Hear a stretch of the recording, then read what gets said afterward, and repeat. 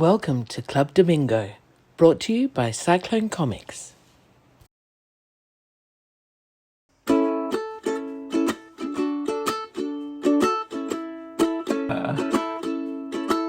Oh, hello. Hello. Good morning, Tim. I'm still doing other things. You're researching the YouTube station. I'm having a quick look to see if there were any comments recently. We might get to those later. And the weird thing is, I'm looking at the video of the two of us on there and going, that's not what I'm saying right now. Don't let it confuse you. Go with the flow. Yeah, Go with the flow. weird disconnect there. Yeah. So how you been? Yeah, good. Thank you. And you? Yeah, I've been chugging along fine. Yeah. Okay. Good. See you all next week. Yesterday, you texted me at the 11th hour, at the last minute. I was sitting here ready to get my Zoom on. I wasn't really, who knows what I was doing. And you said, can we wait till tomorrow? And I said, okay. And I said, why is that, Gary? You okay? You were drawing and you didn't want to stop. Yeah, that's true. I have been nudging around. That's a great reason. Yeah. Got some pencils. Pencils. People have to grease frame. No, they're just layouts. They're just layouts. But yeah, it's all starting to come together. All starting to come together nicely. And yes, doing up cover art templates and all that stuff that is a one-off job before you do it repeatedly. Yep. So, and yeah, still writing my full head off over the last week as well. So I've been very creatively charged. So I've just been, as I said last week, leaning into what I feel like doing when I feel like doing it, and it's sort of going quite well. Yeah. I did that, I think, yesterday as well. I was kind of like totally engaged with the inking, but starting to feel a bit tired. And I thought, you know what, maybe I'd be better to not sit at the board and make inking mistakes. Were you blinking? Every so often. Not. I have a little machine that just drops water into my eyes. Yeah. Good. That's right. So I had a fiddle around with the logo for Team Up. I had a bit right. Because I haven't done like the final version that's still in WIP. So had a bit of a play with the. Hey, still in WIP. What WIP? Yeah. What? Still Art Studio wank. Well, that's what the file name says. It says WIP still, so it's still in WIP. I haven't done a final version. And then final, and then real final, and then only use this file final. No, I'll definitely be getting to a point where it's just like that'll do us. So I did that for an hour or so and recharged before getting back to pages. So and as you said, they're like adding up. So there's two hidden just behind the mirror, just there. So I'm currently on this one, which is page 11 out of 14, which is great. And they're each one has had its own challenges, and each one has been like really good fun as well. Right. So. Do you mind showing us that page that you did the cross-hatching on that you just showed us before we pressed record, just to see how you showed it last week or the week before? Yeah, so it's one of the ones that's like hidden just behind there. So it's directly in front of me. So yes, it's a favorite. So I was wondering, those two top panels, should I put some crosshatch or some hatching behind? Especially that one with the silhouette.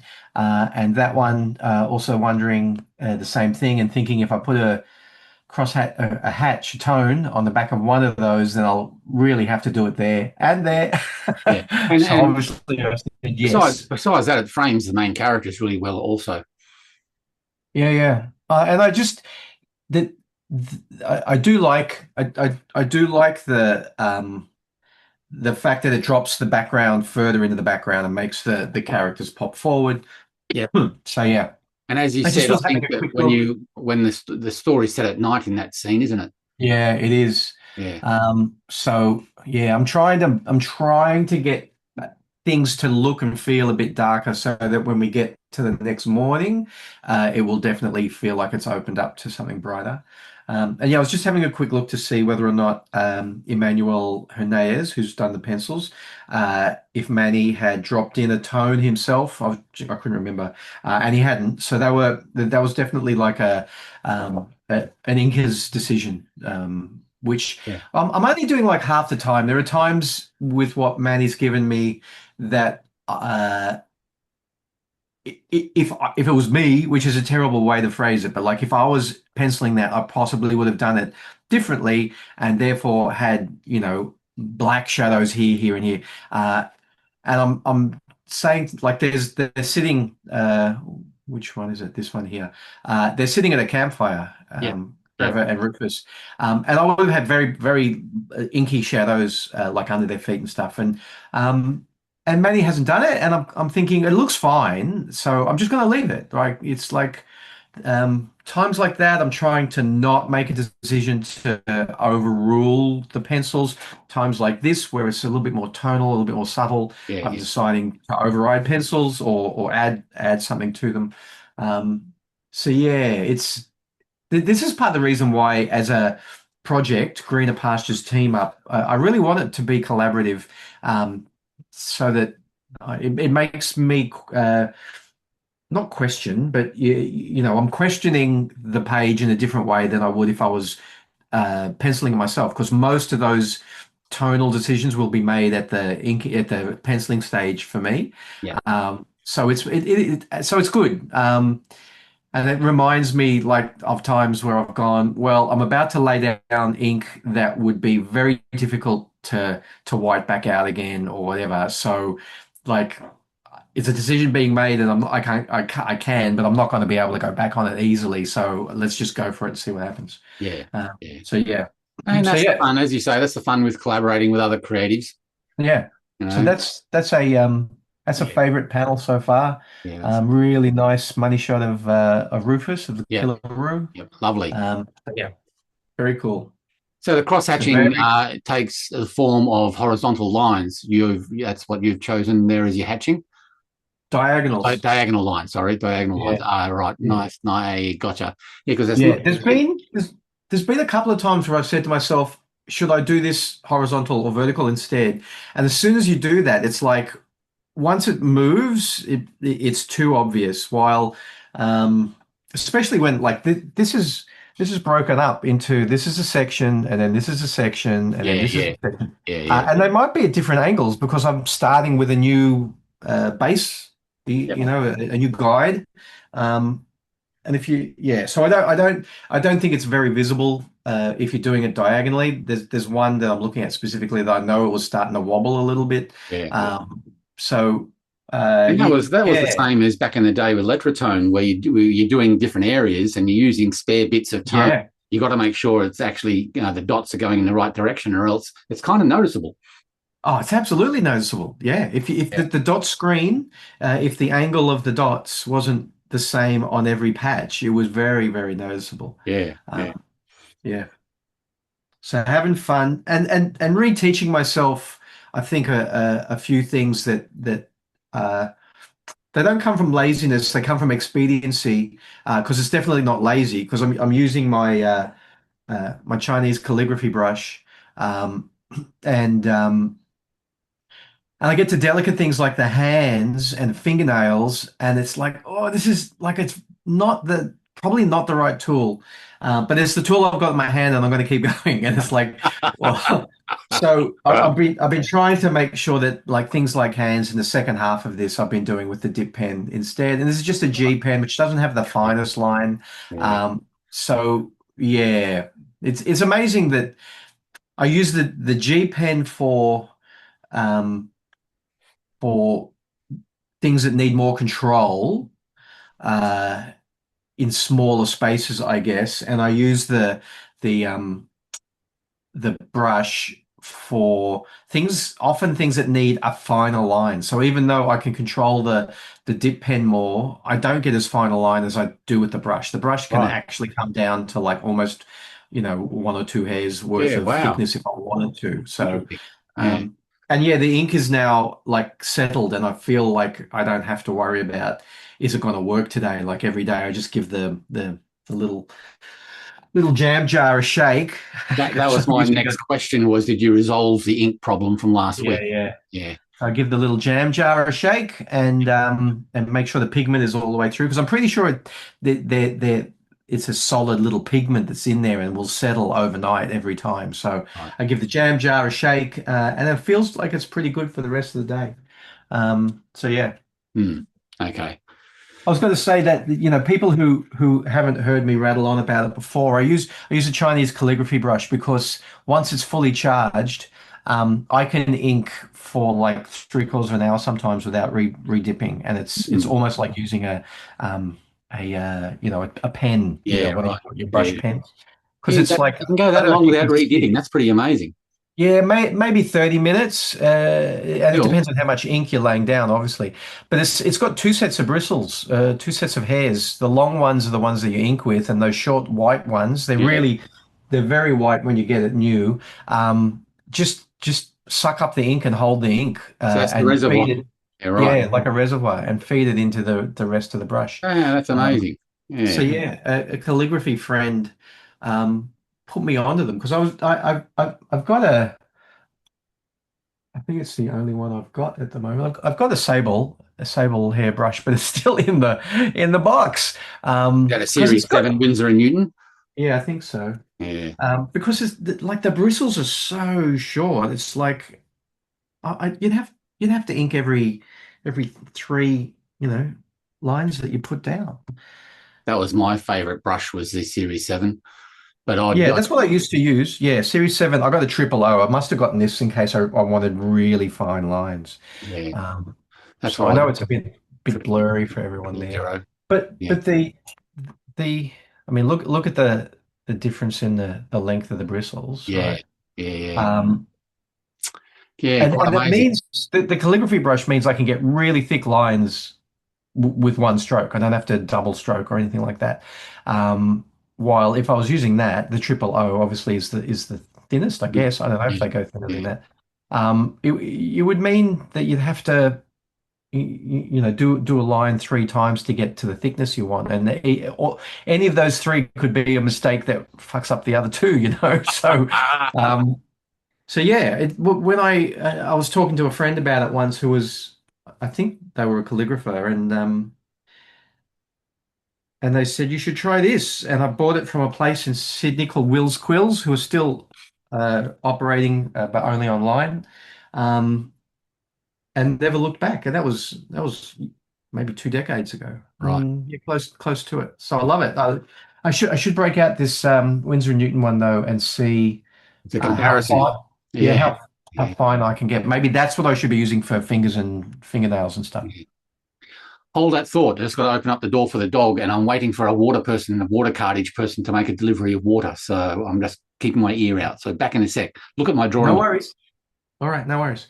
Maybe while Gary's gone, let me see if I can do this, kiddies at home. I tried this the other week off air, and we're going to try it now.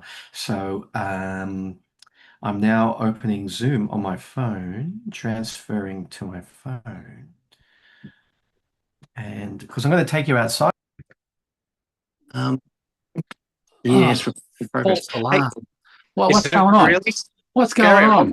I'm on my. Oh, look, that's my. You go away for 5 seconds, and the bloody show gets taken over by a bloody showboat. Yeah, so I'm on the phone now, and that's the. Wow. I think that's all trade paperbacks. Right. And that's me. Yeah. In a reflective mood. But I was going to. There's a Gil Kane up the nose shot. Sorry. I know. I hate that when they do it on television. I'm going, why don't they just hold it at eye level? Oh, how do you turn this? There it is. Turn it around. That's a nice shot of your rings. A bit of a foggy day in the. Hey, what's the neighbour doing? Yeah. Is there a neighbour out there? I hope not. Anyway, this is what I wanted to show you. Look. Oh my God. Cucumber Gilligan grass. Yeah, that's the grass I look, let's not beat around the bush. I guess I stole it. I stole it. See what you did there, beat around the bush. Cucumber Gilligan. Speaking of beating around the bush. So, yes, when Looking we very visited healthy. Cucamonga, sorry, hang on. Somebody's just tried to ring, which means this has all gone awry. There we go. High tech. And they're trying again. I'll Hang just on. let you work your way out of that. Okay, so yes, when we were in Cucamonga, the last thing I did was I reached through the fence and pulled out a huge clump of grass from the actual Cucamonga side, not from the driveway, through the fence, and put it in a little plastic baggie and brought it home. And then I put it into a pot with some mixture and blah blah blah, and it all seems to be working really well. So I've got real live Cucamonga grass at my house. So I'm going to see if I can keep that alive. Right. Okay.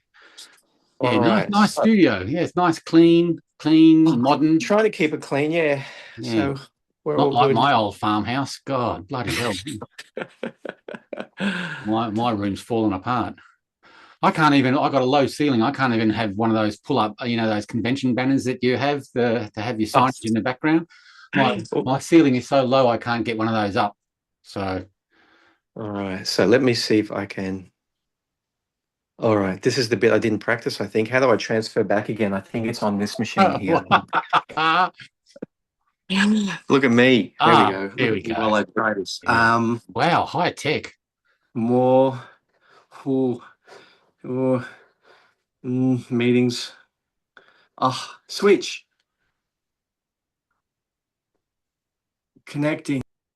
Oh, there we go. There we go. Oh, all right. My God. So after all of that, yes, I've gotten some phone calls, so we might have to pause the meeting here for a second, Gary. Yeah, that's okay. I'll press pause. Yeah, all right. I might have to call you back. It's Anne-Marie saying we need to talk urgently. Okay. Hey, it's us again. Yeah. Bit of an edited interruption there. That's okay. I have to take a phone call. That never happens. So the last we saw was Cucamonga Grass. It sounds like a country and western song or something that...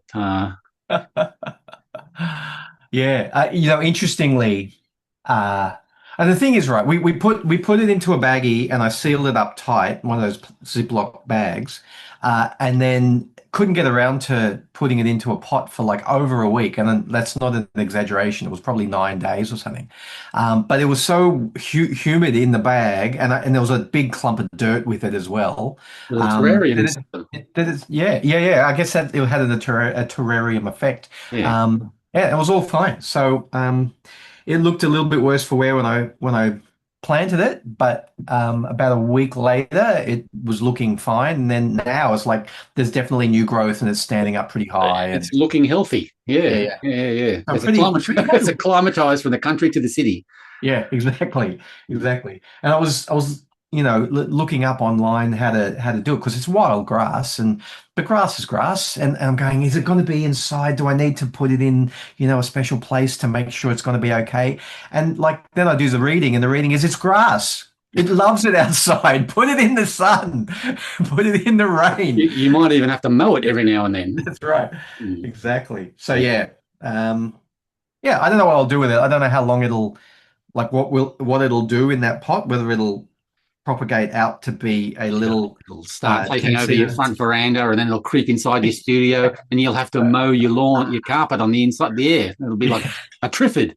Yeah, attack of the killer Cucamonga grass. Yeah. Hey, I forgot to ask a couple of days. I was going to say, because you said it sounds like a country and western song, and we were talking just before we got online about commentary from people on the YouTube channel.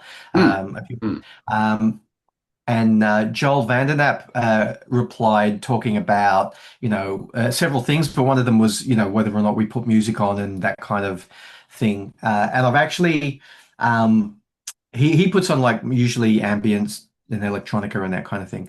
And I normally sit in silence, but I've actually succumbed to it for some reason while I'm doing this, and just having music on. I think maybe because I'm not in the practice of inking all day, every day, which I have been mostly for the last couple of weeks. And I've had on Lyle Lovett in the background for the last few days. Do you know Lyle Lovett?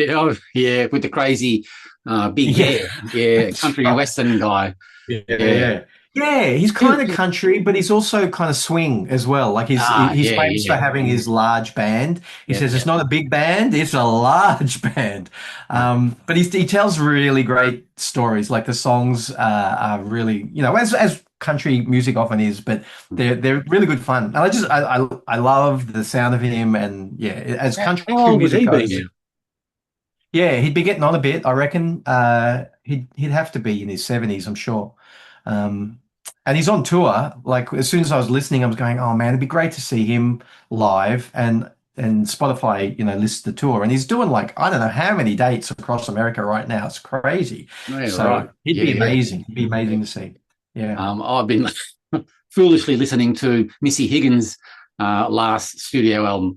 Which was Why is that foolish? Because you're in tears all the time? Yeah, crying my eyes out and using the headphones, and you stop and you listen to the actual words that you're singing, and it's so sad. Take the headphones off. Work in silence, Gary. Work in silence. Exactly. And I think we probably said it when we were discussing it last time, but that's part of the reason why music's not a great thing for me to have on, because I want to know what they're saying, because they're saying something and it's important. It's such a beautiful album, though. It's really, really nice songwriting and music-wise. She's got potential, that chick. She got potential. She'll go far. She might have a career. Sorry, I interrupted you. Go ahead. What was your next thing? My next thing was, I forgot to mention, I think it was last week, there was a bit of a kerfuffle in the American comic industry, the superhero industry, about a John Romita Jr. cover for Spider-Man 1000. Right, so I don't know about this. I saw there was an issue, but I couldn't see what the issue was. So tell me about it. Well, I'll have to put pictures so people can see what we're talking about. But there was a cover by John Romita Jr. of Spider-Man jumping towards the reader in a John Romita Jr. pretty standard pencil pose. It wasn't. I have seen that. Yeah, it wasn't uber finished pencils, but it was enough for an inker to do the job properly. And this, I forgot the name of the painter now. I'll put it in a word balloon when I find out. But the cover was painted by a cover artist who knows what he's doing. But there was a little bit of outrage about it being seen as a bad cover, and Marvel pulled it. And then there was outrage about it being pulled, and then they reinstated it again because it was, like it's Spider-Man 1000. So there's a lot of variant covers. And probably 1,000.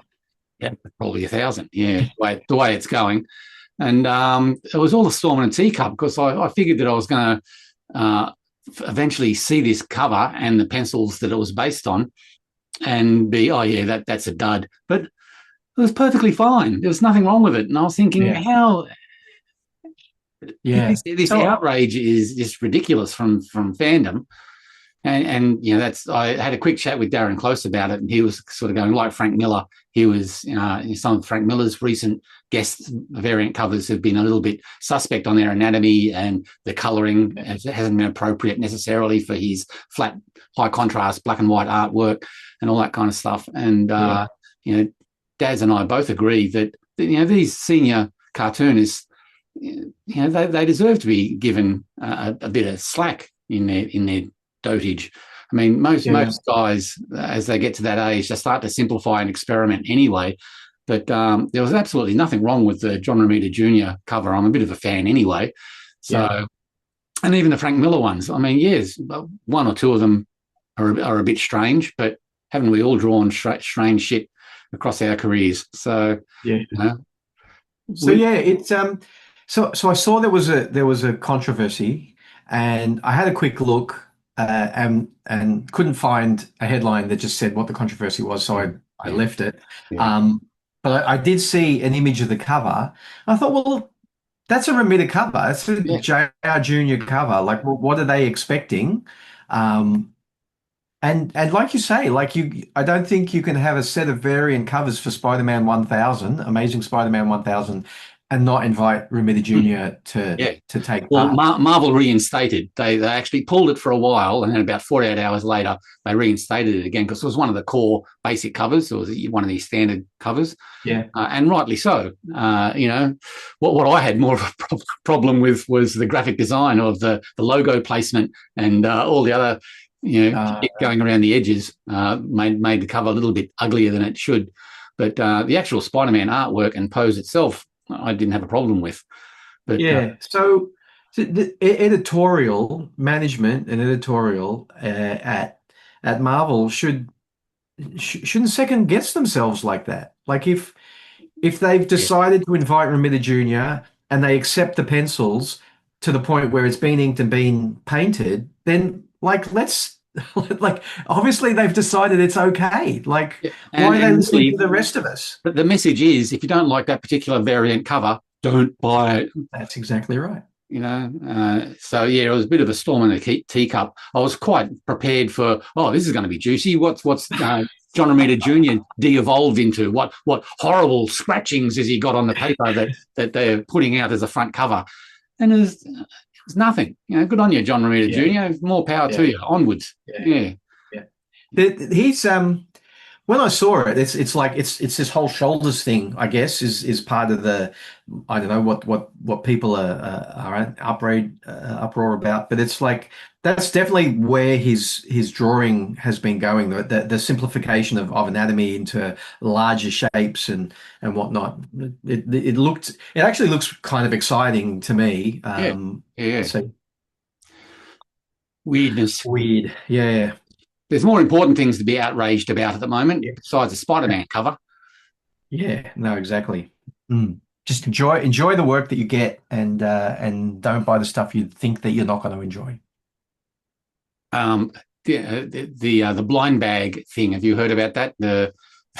Like just in general, I've heard about it. Just in general, and that sort of de-evolves collecting down to a trading card. I was going to say they're just comic book sized trading cards. Which is fine. Some people are like having so much fun dealing with that, buying and trading, and it's not comics. Like the comic, it's like NFTs. It's like a comic NFT. It's like you're not really buying a comic. You're buying an NFT. You're not really buying a comic. You're buying a blind bag collectible that you're never going to open, and you can't see what's inside.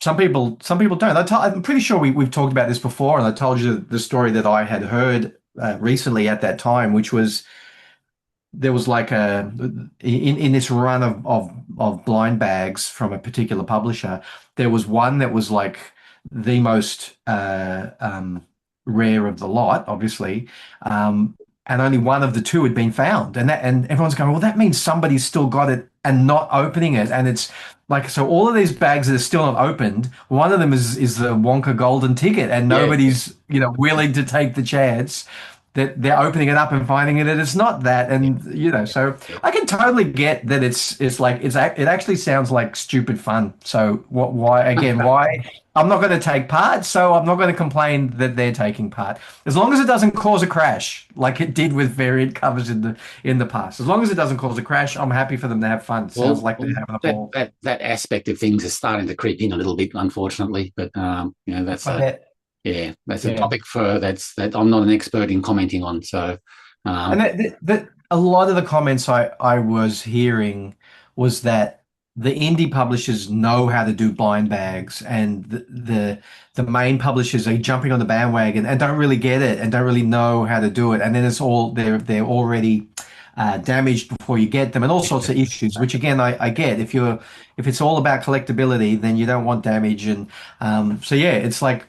Even that has its issues. It's a great marketing exercise for the new Daredevil #1, a blind bag. I don't think too many people have sort of noticed, but there's a Daredevil #1 blind bag going around. Is there really? Yeah. I thought, that's clever marketing. If anyone was, front of brain, if anybody's willing to take that chance. Yeah, that's right. Yeah. There's always people out there that'll try and turn an extra profit on something. Yeah. And it goes in cycles, and it's built up to this blind bag collectibles thing, and the crazy number of variant covers again, and it'll probably cycle back down again at some point. Yeah. What else have I got? So I was going to ask you. You were talking at the top of the show that you did a few things like the masthead, which we can see on your drawing board behind, to get A template. Things ready, templates ready, etc. So that's incredible. The Jackaroo logo. I've always loved it. I think it's wild, and it's got a very Eisner kind of feel to it as well. So back in the day when you first did the Jackaroo logo for the first time, that would have been 100% hand drawn, right? Yep. Yeah, still got the artwork here actually. Wow. So you would have been using French curves and templates and yeah. Yeah, and trying to keep the width of the line constant. Jesus. Yeah, back when I could see. Yeah. And not only trying to keep like a curved line constant, but from my memory, it tapers maybe and thickens back up again. That's even harder to do than just trying to keep it constant, So does that one taper, or am I misremembering? Yeah, there's some tapered lines in there. Yeah, a few. Yeah. Yeah. It's fantastic. It's a fantastic logo. It's so much fun. I think it says exactly who the character is. Yeah. So at some point you put that into Illustrator and traced over it? Yeah. So I've got two versions. I've got a scan of the original artwork as a TIFF, as a high resolution TIFF bitmap, and I've got it as a traced raster from Illustrator that I've now imported into Affinity and use that as well. So a vector, yeah. A vector, yeah. Yeah. Cool. So yeah, but it's been fun, sort of, designing the cover. It's funny when I'm doing stories or in the middle of writing, I always need to have some sort of cover design or layout to inspire me to kick things along. I can't just stop in writer's mode. I've got to. It's almost like a creative process where while I'm designing and nudging around covers, I'm also thinking about the story, and it helps me stay the juices to flow. Yeah. So, I guess it's a visual medium, so you're possibly like in visual mode and thinking of the cool things, like the cool visuals that you should be pumping in, and So cool. Good fun. The other creator that the Jackaroo logo has, people have commented to me about that it reminds them of is Walt Kelly's Pogo. Oh, absolutely. Yeah. So there's a little bit of an Eisner and Pogo mix there. Yeah. But yeah, it's there have been times where I've tried to redesign it or modernize it, and it just doesn't seem to work. I've even tried just tilting it onto an italic, bent, and even that sort of looks weird. This is so embedded in my brain as the masthead for the Jackaroo that any kind of variation just doesn't feel right. So, no, I can see that. I can see that changing it. I don't think you could improve upon it. I think you'd have to make a brand new, completely new, like concept if you were going to. Yeah. Like you did with the Greener Pastures for the comic and Greener Pastures for the short film. Yeah. So, thusly. Yeah. I mean, I love that bottom one, the Greener Pastures top one. The original logo has so much memories and good vibes attached to it. But the Greener Pastures one below, it just looks great too. If you're going to modernize it, that's the way to go. Not sure if we said on the show before, but I'm going to instate that as the main logo for the comic once we get to the 2020s stories, which is what that makes sense. So there'll be a demarcation at that point. The other thing I was going to say was between the issue 8 and the trade paperback, I actually went in and messed around with it just a little bit. The spacing between the words is tighter on the and I think I think I've artificially boldened it as well from memory. And have you put in a drop shadow, a color hold drop shadow? Yeah, there is a drop shadow, but it's very subtle. And normally that's just like whatever's going on in the background. I don't try to make it too. And you've linked up the G and the P letters as well. Yeah, which I was just looking at before we came on air, and I'm wondering, is that okay or Yeah, not? But no, it's anyway, totally fine. No, yeah. no, improvements. Nice tweaks. And the thing is that G, right? That's not the G that comes with the typeface, because all that is Gaudi. I think it was probably Gaudi bold or Yep. semi bold or something back in the day, which I then put on a curve and blah blah blah.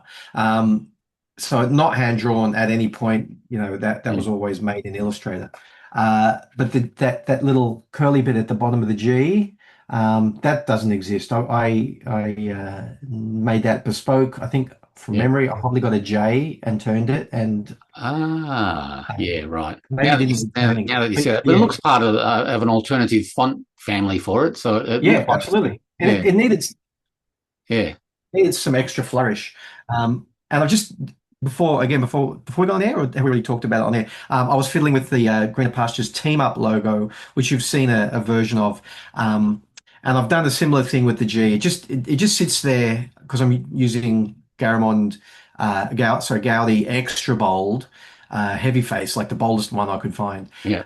But the G doesn't do anything other than the shape of itself. So it needed a drop down. So I got a uppercase P, and I took the bottom of the P off and turned it because the what do you call the baseline thing? The baseline, the descenders. No, not the serif. The serif on the bottom is not symmetrical. It's quite dramatic on one side and shorter on the other one, so it needed to turn over. And so yeah, I'm halfway through putting that together. That's what I was doing, like in that hour that I needed a break from the brush. Right. Yeah. And going, like this, like this, like this, how long? And once it's in there, and I like it a lot better. It feels like the G and the P now have equal billing, because the Yeah. P, Yeah. has its own, not really a descender, but it has that long stroke. And so yeah, so a little bit of logo play, which I quite enjoy every so often. Yeah, I've been revisiting my lettering as well. You might recall that from an earlier story. Absolutely. It's one of my favorite pages. Yeah, so I've been using that as a base Yeah. to tweak the title that I'm going for, and making some changes to it at the same time. So just Yes. tightening it up. Awesome. So, back at the time when you were coming up with A, the Jackaroo logo, and B, title lettering like Australiana Nights, Dugga Dugga Grudge, etc., etc. Were you specifically trying to evoke an Australiana feel? Yeah. And where did you get that from? Like, where do you find Australiana typography? Like, what is the Australiana feel of typography when you try to evoke that? There was one book in particular which inspired me, which was a Kenneth Slessor poetry book, who was a poet in the early 20th century, 1930s, 1940s, and he had a hardcover which I still got, called Darlinghurst Nights. Oh, right. And that was a huge inspiration, was this 1930s vibe. So, so that was a big experience. I'll drag it off the bookshelves and show it to you when for next week. But, yeah. So 1930s lettering, Art Deco, advertising fonts, all that kind of stuff. Again, going back to Roy Crane and how he would handle his display lettering, 1930s, 1920s, all that 30s vibe was an inspiration, which just, I think, sat very well for the Jackaroo character, like rollicking adventure, and nothing too formal. Although you could use a formal style font, but you de-evolve it to be bouncy and adventure filled. It does a lot to represent the story and the characters. Yeah. So that period between the two world wars is kind of like a little time capsule for a lot of things like that, especially like technology wise. There was it's kind of like before technology really started to take off, and it's a lot of Australian kind of story that is kind of around that time. And great Australian cartooning around that time as well. With Smith's Weekly and Norman Lindsay and Stan Cross and all those guys. Yeah, I'm trying to think of like we mentioned on the show when it happened. I saw the Shirley on stage, which is a very Australian story, very Australian play. I wouldn't be surprised if it takes place between the two wars. While drovers and people were still kind of just camping out in the bush, for 8 nights in a row as they walked from one city to the next to try to get more work. And you talked about. The Summer of the 17th Doll Mm. trilogy. Yeah, Does yeah, that take place between the wars, or is it just before World War One? Something like that. But yeah, that period seems to be like a very golden agey thing for Australia, and living on the back of the sheep and all of that kind of stuff. Very white Australia, obviously, very white Australia, and yeah, yeah, and and, and country oriented, as well. So yeah, interesting. yeah. So, I absorb all that stuff in. I find more inspiration from looking at the past and absorbing Yeah, that and reinterpreting it for new adventures than than what's going on at the moment. So, yeah. yeah. So it's interesting you're looking at like 30s Art Deco stuff, and for a few specific times when A, trying to update the logo, or B, um, just trying to educate myself to do better display lettering for my own title pages, etc. I was looking more at the Art Nouveau stuff, Mhm. because that feels more like what is going on with Yeah, that kind of yeah, lettering. It feels more Art Nouveau. And I looked at a lot of Norman Lindsay stuff, and whatever books, magazines, newspapers that he was in at that time often had the very Art Nouveau influence instead. yeah. So There's a whole dollop of that in my stuff as well. Yeah, yeah, Nouveau yeah, and Deco. yeah, The lettering and design is absolutely beautiful back then, and you yeah. can't And go so wrong much of with it it. was like handmade. The Art Nouveau stuff, especially hand drawn masthead for the newspaper, like Yeah, whatever it might be. yeah, yeah, So yeah, yeah, yeah, yeah. Very inspiring, and yeah. it's just a small but very important aspect of the total package of a comic that you're putting together. That's what I was about to say. Yeah, Absolutely. the design, the encompassing design and presentation of how you present your pages and your covers, so Yeah, important. yeah.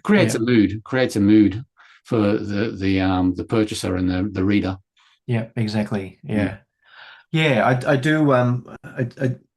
Part of the reason why I'd like to do the upcoming stories of Greener Pastures as individual issues is because it means I get to do a title page at least Uh, every 24 pages. And it's just, I love it. I love having that fun. And if you look at my Greener Pastures work, it's not like I've done anything really amazing with most of my title pages, but I'd like to have more chances to do some more things that are maybe a bit more interesting. So yeah, that's a thing I'm looking forward to as well. yeah. Um, as an extension of that conversation, while I've been thinking about new Jackaroo adventures and how best to tell those stories, there was a couple of times I was thinking, do I need even does an ongoing series about a character need story titles? Like issue 1, issue 2, issue 3. It's self-evident that it's a continuing story based on the fact that there's a numbering system involved, but Sure. actually think up story titles that go with it as well.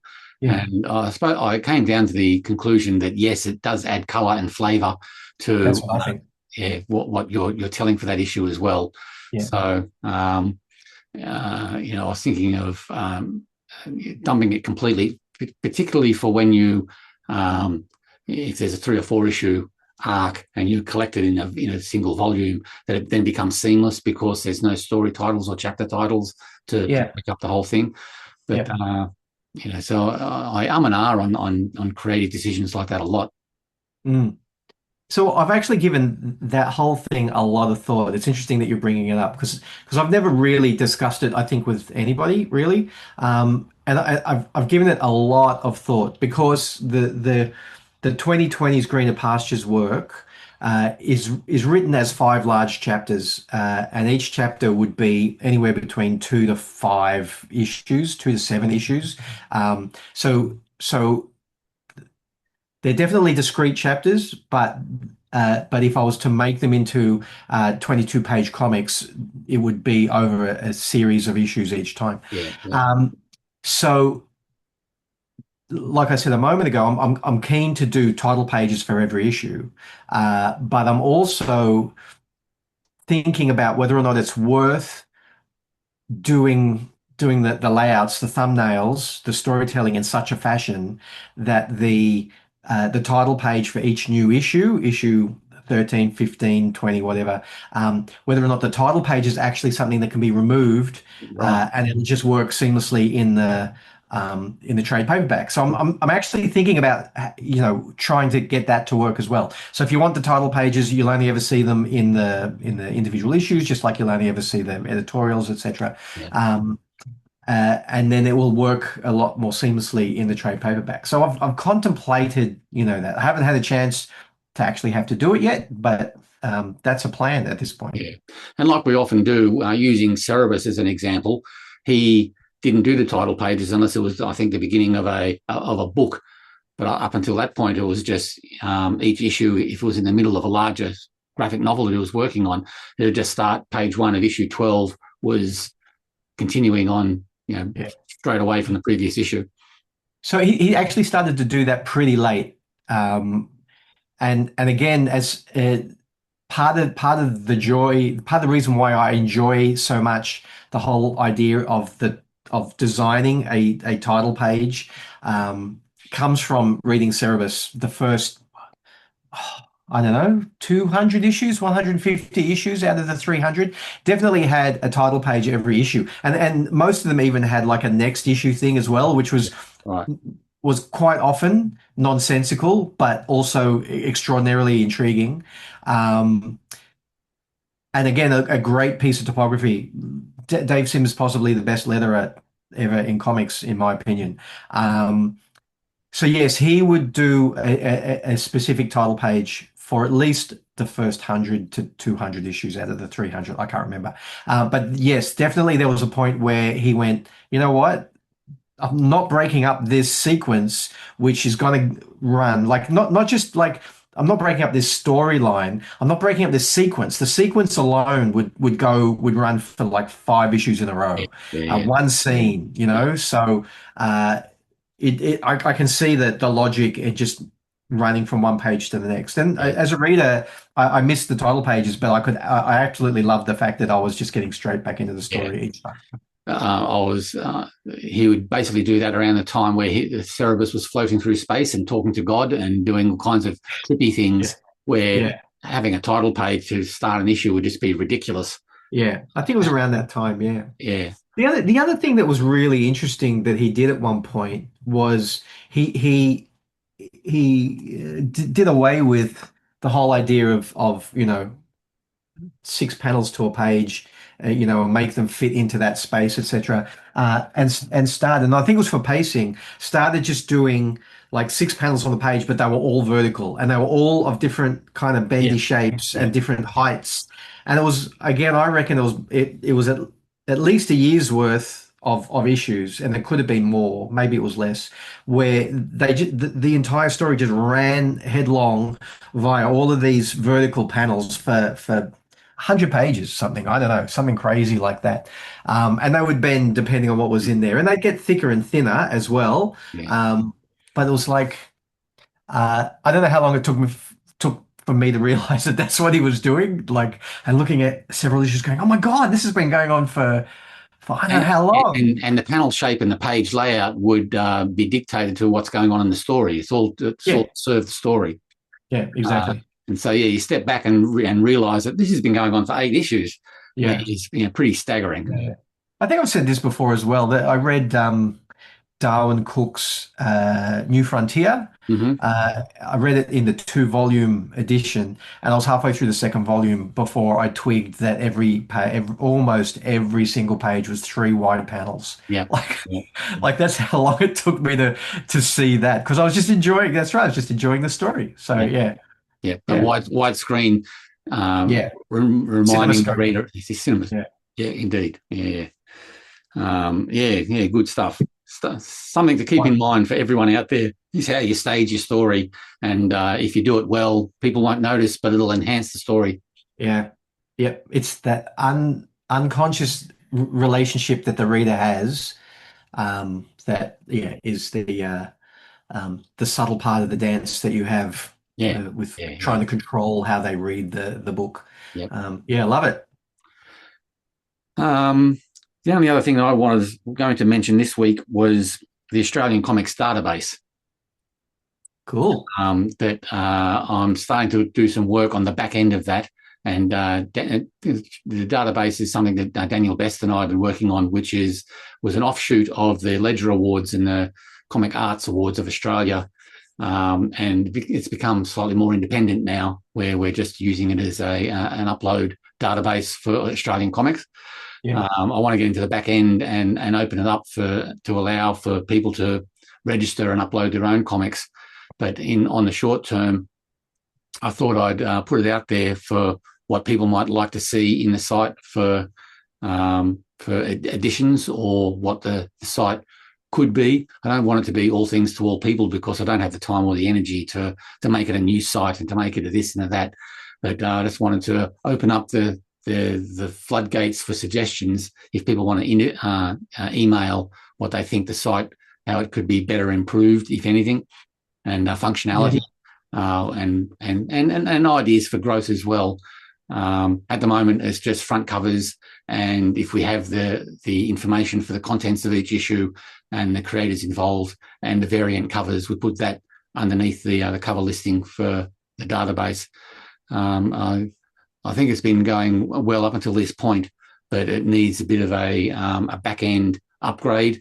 And so I thought I'd take the opportunity to say, if anyone has any ideas or suggestions for the site, email us on clubdamingo@cyclonecomics.com.au, and I'll take all suggestions on board. I won't guarantee that they'll be implemented, but just that in the next couple of weeks, I'll be heading into the back end to tighten things up and allow for people to personalize their uploads and register for their own comics. So cool. I thought, while I'm in there and doing that, now's a good time to put in the other additions or tweaks that people might put forward. So I'm happy to hear. Yeah, I really like the simplicity of it at the moment. The fact that it is exactly what it, in my mind, it's exactly what it should be, which is just that information, the cover and the creators, maybe the characters. I don't know if that's listed or whether you have a synopsis. You have an option for it. Yeah. Okay. So that's really all you need. Yeah.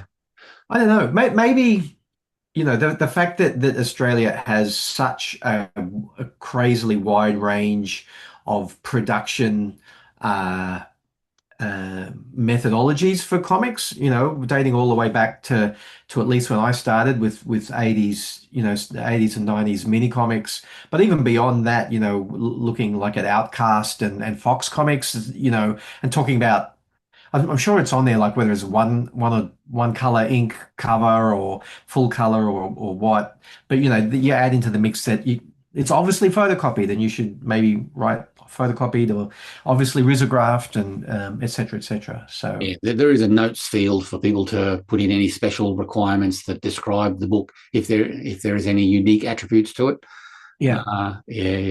That's but other than that, keep it simple, stupid. It's great. I love it. But that's me, right? The kiddies at home should write in at Cyclone Comics. No, at clubdamingo at cyclonecomics.com.au. Yeah. I mean, they can go to the site and send us an email at the site as well. But if people don't, they can just get in touch with me here as well, and I'll get the message. Yeah. I was going to say something, and I've absolutely forgotten what I was going to say. That's right. There's in opening it up for people to register themselves and upload their own comics, I'm scared shitless that you'll get people, to upload, print ready files and all different kinds of things. It'll just blow out the server space. You can limit uploads and whatever, which is what I'll do, but I want the process of uploading to be rather intuitive and easy, and that's what I've got to get in there and wrap my brain around to make it foolproof. Not that I'm calling everyone a fool, but a foolproof upload process for information. Well, is there a caretaker for it? Is that Daniel Best? Daniel Best and myself. Yeah, because the one thing that I would be concerned about is I would think that everything can be submitted, but it needs to be approved before it goes live. That's what I would do. Yeah. That's So an option. an admin of some sort. Yeah. And they also have the function of duplicating entries so that you can just update issue numbers and a cover, and the same thing. That's something that I'd like to do. And there was something else that was on my mind to do as well. That's already there is a not go live, but to actually save an entry in a holding pattern before you make it go live on their database. So if you need to go back and find something else or build until you finally so a drafting draft process, which is there, but again, I want to make it a little bit more sturdy for people to understand how it works and make it a little bit more robust.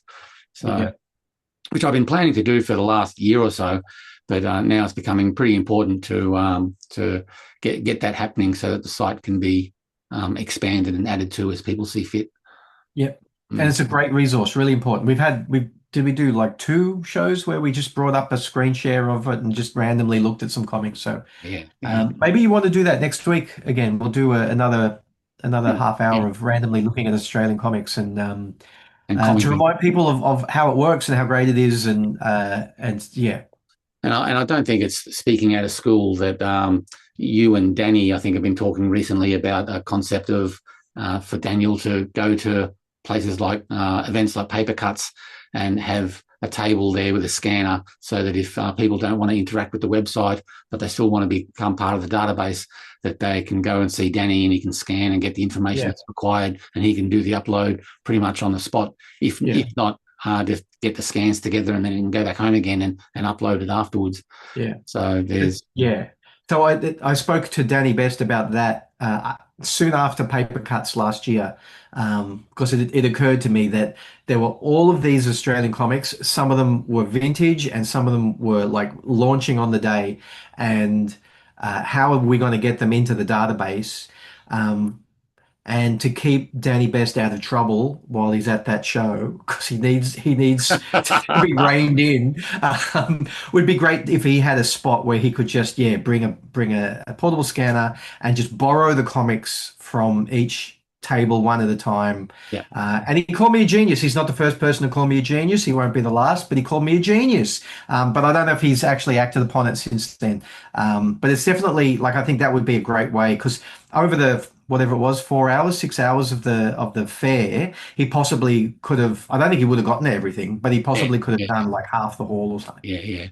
Well, I think it's a great idea. He and I have talked over the last week or so, and he wants to action it. So he's putting things in play for that. So good idea, and it's a good resource, and it gets people easily to be able to talk to Danny, let him scan it, get the information, and it's face-to-face interaction as well to help promote the database. And I mean that when you or Daniel put the data into the database, there must be like a form that you fill out, right? Like a printed version of that might be worth leaving on someone's table and say, could you just write down the details so that I make sure I'm getting it right, etc. So suggestions like that would be very welcome, because they're very make the job easier and make the site better over time. And that's all I got. Cool. What? Have we still got time, or have we hit like an hour? This is not urgent. No, go for it. I was going to say something that occurred to me during the week was, we often talk about, as comic book makers, we often talk about, oh my God, I sat there for 3 months making this 24-page comic, and people read it in 5 minutes. It's like all that time of my life, and they burn it, they burn through it in such a short amount of time. And it just feels like there's a real imbalance there. But it occurred to me during the week, it's no different to most art forms, really, in that if you are making a 90-minute movie, if you added up all of the hours of all of the people who worked on that, it would probably be longer than what we spend on a regular comic, Yeah. or 90 minutes worth of reading of comics. And the same with a piece of music, if it's produced, if it's like, if it's a band and in a studio and a recording, etc. By the time you get everybody's hours all put together, including the writing and the rewriting, and I just wanted to kind of put everybody's mind at ease that we're not wasting our time. That I think in conjunction with any other art form, we're probably not taking crazily amount of more time than anyone else does Yeah, it's a very good point. create their art. Yeah. But definitely movies, even fine art, like for absolutely most people who are receiving the art or looking at it on the wall in a gallery, it's like a scan, input, get on to the next one. Unless, of course, you're going to pause there and really study the artwork and be affected by it. But a lot of people see, like 6 months worth of work or a year's worth of work in a blink of an eye, and they walk on and see the next one. Still, it makes the artwork worthwhile seeing, still producing, though, even though a lot of people will just go blink. Yeah, exactly. And you can call me a genius if you like. I don't mind. I really don't mind. So go ahead. But I'm also also sure I'm probably not the first person to ever kind of make that connection either. But the fact that I kind of made it without any outside influence, I'm going, oh, maybe no one's really thought of, maybe not many people have thought of that. So yeah. Relax, kiddies. Take as long as you want to do each page. This is how it works. Enjoy the process. Enjoy the journey. Yes, exactly. Yeah. Again, I was just talking to Lee Chalker or texting with Lee Chalker this morning. Hello, Lee, friend of the show. Yep, about that very thing, about enjoying the journey, and he's got some proofs and stuff back, and it's like you do all this work and you get the proof and you go click, click, click, yeah, next, and it's like no, he's going to slow down for a couple of hours and enjoy the moment before he moves on to the next project. Very good. Yeah, cool, exciting. He's got proofs for something. That's great. For a couple of things actually, and that's all I'll say. It's up to him. Yeah, absolutely. But we both agree that once you see the proof, the next thing is the boring part of selling the thing. Yeah. Oh, I hate that bit. Yeah. Hate that bit. Anyway. Got to get it out in the world, though. Got to get it out in the world. Yeah. You don't have to, but, the primary motivation in most cases is, like get it out there for people to read. Yeah. Yeah. Okay. Cool. That'll do us for this week, I reckon. On you. You're a genius, McEwen. You're a genius. What do you say to all of your flock? Call me a genius more often, you buggers. More comics more often. See you next week, kiddies.